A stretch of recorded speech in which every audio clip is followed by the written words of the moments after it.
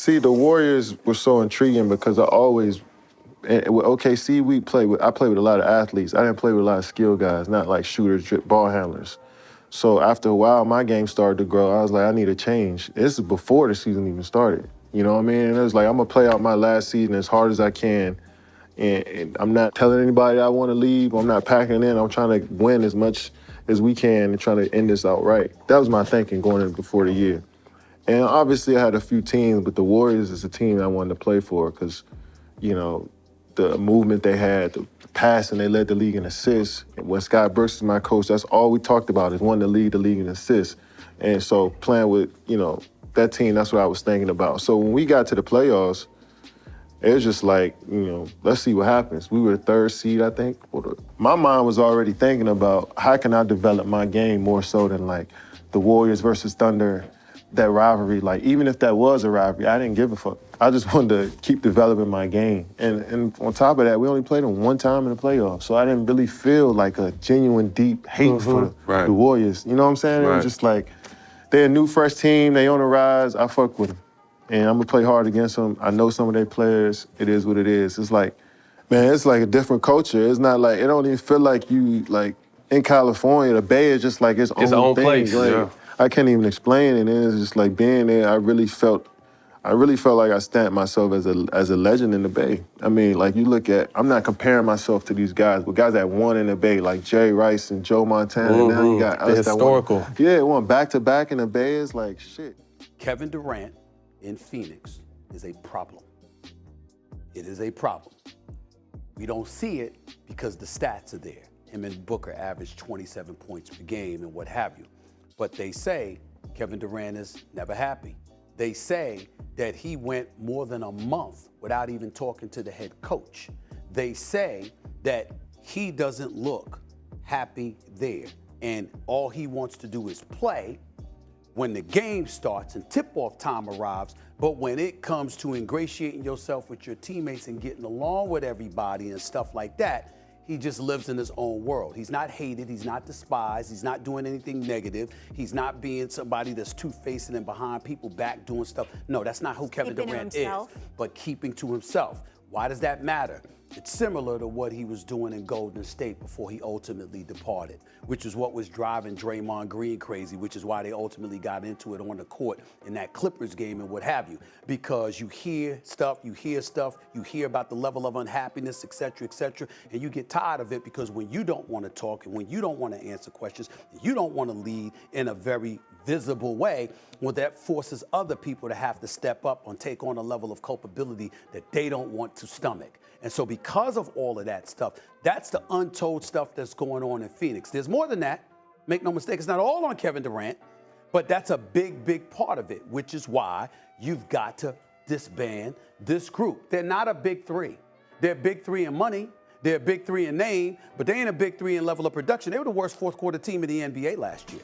They got outscored by 11.6 points for 100 possessions. Well, guess what? That schematically, in terms of Frank Vogel, that's number one offensively, because defensively the man knows what he's doing. But evidently, they were one of the poorer defensive teams, particularly in the fourth quarter. They just didn't get it done. And in the end, when you get swept in the first round and you've got those kind of problems, I'm talking to America. I'm not speculating. I'm not guessing. I'm talking to you as somebody that covers this league. Most of us in the league who cover the NBA know this stuff has been going on in Phoenix, but it's far more problematic than we gave noise to it about as the season progressed. Once the season ended, you heard more and more and more about what happened. That's why they got a championship coach up in there with a 5-year deal, giving them more than $10 million a year because you're making that investment because you know more changes have to come and you have to have that person in that position that could facilitate. Shay, Monica, where are you on this? Do you feel like they need to break up, the big three? Yeah, I think they're late to the big three party. Not only the things that Stephen A. mentioned apply, but like typically, let's just go back to Milwaukee, the year they beat Phoenix in the championship. The big three, the third of the big three is willing to sacrifice, is a Swiss Army knife in terms of being able to defend. You just put together 3 scores. Like, to me, it's a little repetitive. So I remember being in Fort Greene Park at the layout when the Bradley Beal trade went down, being like, what are we doing here? So I do think that there's some redundancy there. the only person in this that has trade value and legitimately could be moved is probably Kevin Durant. And even though Stephen A just rattled off some of the interpersonal things, he just want to hoop. There's plenty of teams that want to do that just want to hoop. That's right, and they'll take him. You know what? It just gets hard, though, when you're dealing with a player like Kevin Durant, talking about a guy that I've been in locker rooms, because you always wonder, man, hey, you're walking on eggshells. Man, what can I say? How do I approach him? And I understand that he wants to play, and he's a historically great player. Yes. But it's tough. Yeah. It's tough when you're dealing with a guy like that because you want to ingratiate yourself. You're a part of a team. And it's a big difference between a basketball team locker room and a football locker room. Because you got 80 guys in a football locker room. You only got 15 guys in that locker room, Monica. There's only so many guys that you can talk to. And then when you get one of your superstars, what Stephen A is reporting is true, it's tough. It's tough but I agree with you guys. I think they need to break it up because the problem that they have is that they don't have a point guard. Devin Booker is not a point guard. I don't care people. But he can do. No, he can't. But here's the big thing also as well. They had a point guard. Yeah. His name was CP3. Yeah, dude. Well, what's one of the reasons he was gone? You know one of the reasons CP3 is gone? Because CP3 is known for holding people accountable. He ain't playing that nonsense. We ain't gonna just do what we want to do. We gonna do what it takes to win. So that's problematic as well. And here's the biggest thing, Molly. I held off on this, but I gotta say this. There's very few teams in the league that have more assets to offer. Because Phoenix doesn't have. There's very few teams that have more assets to offer than Oklahoma City and New York. New York's got 11 first-round picks over the next 7 years. And you know how I said KD, take that number one option, take KD to New York. Listen. I'm telling you, I got calls immediately after saying last week, go get Kevin Durant. They said, hell no. They said, no. You don't want to mess New York up. If you're Oklahoma City and you see them young thoroughbreds, they want to come up, you don't want to mess up what Shannon was talking about in the locker room. And I'm like, what do you mean mess up? Kevin Durant ain't no problem. Kevin Durant don't bother anybody. They said, that's not it, Stephen. It's what Shannon just articulated. You walking on eggshells. You don't know. He don't want to talk to people. When do you feel like Kevin Durant was happy in a locker room? You ready for this? Yeah. I don't know of a time. So I'm actually glad you posed that question, Molly. I don't know of a time.